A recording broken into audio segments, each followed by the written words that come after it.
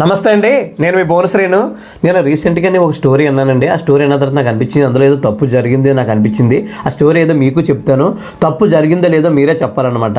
నాకు తెలిసిన ఒక అమ్మాయి ఉందన్నమాట అండి. ఆ అమ్మాయికి వాళ్ళ పాపకి ఒంట్లో బాగోలేదని చెప్పేసి గవర్నమెంట్ హాస్పిటల్కి తీసుకెళ్ళిన తర్వాత అక్కడ డాక్టర్ గారు చెకప్ చేశారట. చెకప్ చేసి ఏమన్నారంటే, అమ్మాయి అతనికి యూరిన్ ఇన్ఫెక్షన్ వచ్చిందమ్మా, ఇక్కడ కొన్ని ఎక్విప్మెంట్ ఉండదు కదా, పెద్ద హాస్పిటల్కి తీసుకెళ్ళమ్మా బాగుంటుందని చెప్పారట అక్కడ. అయితే ఈ అమ్మాయి దూరం అయిపోద్ది కదని చెప్పి దగ్గరలో ఉన్న పిల్లల హాస్పిటల్కి తీసుకెళ్ళిన తర్వాత అక్కడ కూడా సేమ్ చెకప్లు ఎన్ని టెస్టులు కూడా చేసిన తర్వాత తనకి యూరిన్ ఇన్ఫెక్షన్ వచ్చిందమ్మా, కాబట్టి ట్రీట్మెంట్ చేస్తే తగ్గిపోద్దమ్మా, ఎంత అవుద్దండి డాక్టర్ గారిని తను అడిగింది. ఒక 5,000 6,000 దాకా అవుతుందమ్మా అని చెప్పారట.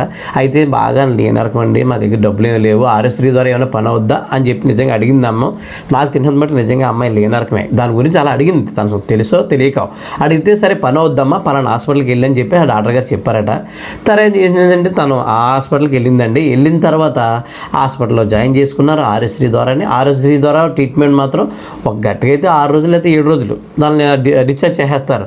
అయితే ఏంటంటే వాళ్ళకి ఒక సెపరేట్ రూమ్ ఏం కాదు, 10 మంచాలు కలిసి ఒక జనరల్ వార్డులోనే వేసారనమాట. వేసిన తర్వాత దానికి సెపరేట్గా మంచం ఇచ్చారు.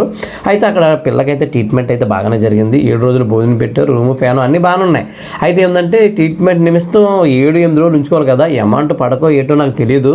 వీళ్ళని మాత్రం 13-15 రోజుల దాకా ఉంచేసుకున్నారనమాట. ఉంచేసుకున్న తర్వాత ఆల్రెడీ ముందు చెప్పిన అమౌంట్ ఒక 5,000-6,000 అవుద్దని చెప్పారు.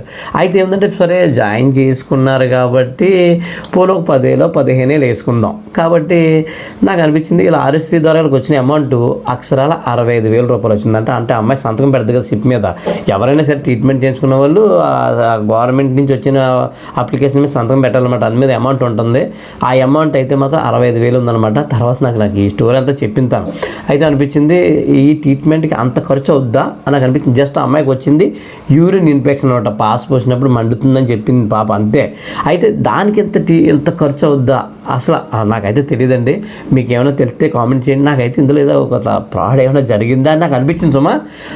అది కాబట్టి నేను ఏ డీటెయిల్స్ ఏం చెప్పలేండి, ఇది ఎక్కడ జరిగింది, ఏ హాస్పిటల్, ఏ డీటెయిల్స్ నేను చెప్పలేను. చెప్తే ఏమీ లేదని చంపేస్తారు. అది ఈ వీడియో ఇంతేనమాట అండి. ఈ వీడియో మీ ఫ్రెండ్స్ అందరూ షేర్ చేయండి, అలా వీడియో లైక్ చేసి మన పేజీని ఫాలో చేయండి.